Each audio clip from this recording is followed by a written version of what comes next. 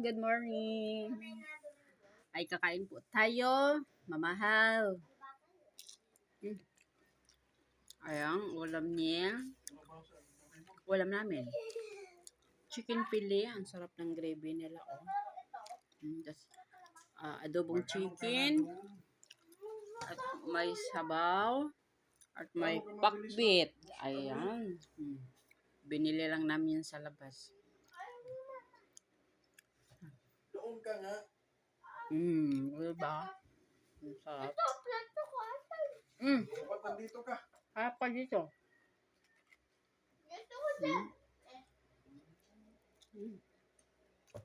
Bilisan mo dyan para dito ka upo. Yan lang naman eh. Pagkatapos yan, kung dito upo. Sarap yung gravy nila. May mga ano. Sarap din ng chicken fillet.